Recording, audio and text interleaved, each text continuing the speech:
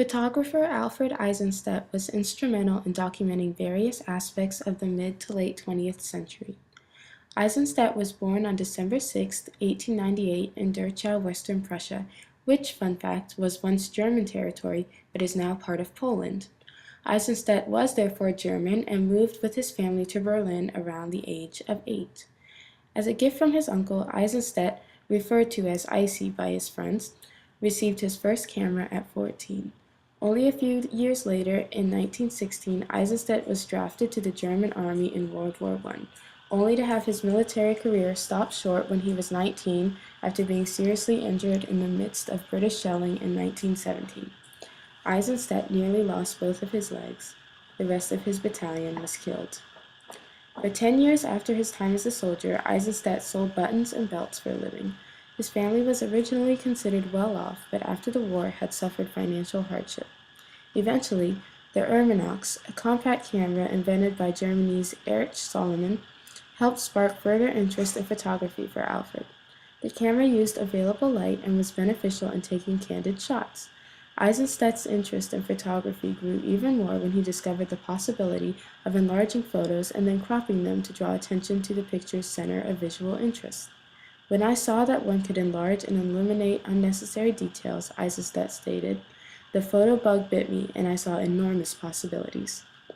I guess that explains why Eisenstadt's first darkroom was actually made of none other than his family's restroom. Despite his apparent fascination with the Urmanox, the Leica camera, a device that could take multiple pictures before needing to be reloaded, became Eisenstadt's apparent camera of choice for the duration of his career. The first photo Eisenstaedt ever sold was to a German publication called Der Weltspiegel, and it was taken while on vacation in Czechoslovakia. The picture, shown here, featured a female tennis player in mid-swing and was sold for a whopping $3. Eisenstaedt referred to his thought at the time as being, "You get paid for this?" Little did he know he would later be referred to as the father of photojournalism. Eisenstadt's stature, which is somewhat apparent from the evident selfie featured here, was attributed to being helpful in his photojournalism career. As he was only 5'4", apparently he had an advantage in being unnoticed or as a fly on the wall. This just goes to show us that there is potential in people of all shapes and sizes. This picture of Adolf Hitler's head of harmful German propaganda, Joseph Goebbels, who was in charge of presenting Hitler to the public in the most favorable light, regulating the content of all German media, and fomenting anti-Semitism, was photographed by Alfred Eisenstaedt. Notice the scowl on Goebbels' face. This influential figure was rumored to have been friendly to Eisenstaedt until he realized the photographer's race, for Eisenstaedt was Jewish. Mr. Eisenstaedt eventually left Europe as he saw the growing problems Germany began to face. Regarding these issues, he stated, "The old Europe was beautiful. Then these horrible people came to power."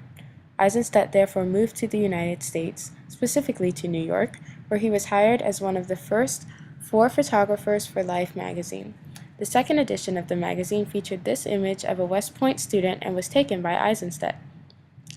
Mr. Eisenstaedt shot various pictures ranging from iconic individuals such as Marilyn Monroe, Bill Cosby, and Shirley Temple to political and fashion figures such as John Kennedy and his wife Jackie. "They don't take me too seriously with my little camera," Eisenstaedt stated in reference to his subjects. "I don't come as a photographer, I come as a friend." According to Examiner.com, of all the photos taken by Eisy over his career, 4 stand out as his best. The first 3 of these are stated as being portraits of Sophia Loren, such as the one posted here, the ice skating waiter of St. Moritz, and the third being this shot of children following the drum major at the University of Michigan. Despite the multitude of published photographs by Alfred Eisenstaedt, perhaps the most famous of all his photos was this image of a sailor and a nurse in Times Square on August 14, 1945, otherwise known as VJ Day.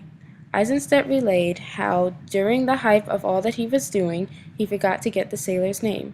Nevertheless, this is one of the most iconic images reflecting that time period, so much so that Eisenstaedt stated, "My tombstone will say, 'Here lies Alfred Eisenstaedt, the man who took that Times Square photograph on VJ Day.'"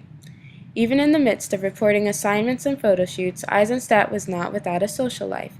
In 1949, he met and married a South African woman named Kathy Kay, Unfortunately, Miss Kathy died in 1972.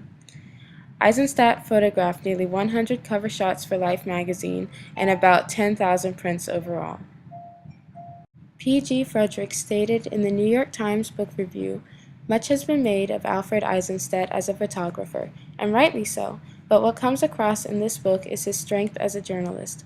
Over and over he catches exactly the telling expression on a face or the revealing detail of a situation, or as we like to say in this class, the decisive moment." Alfred Eisenstaedt passed away on August 23, 1995, at 96 years old. He survived through multiple wars, deaths of loved ones, and the constantly changing photographic universe. Now he's in history as a friendly and positive photojournalist who saw beauty in the world even in the aftermath of tragedy. And yes, to us I suppose we also might remember him as, in his words, the man who took that Times Square photograph on VJ Day.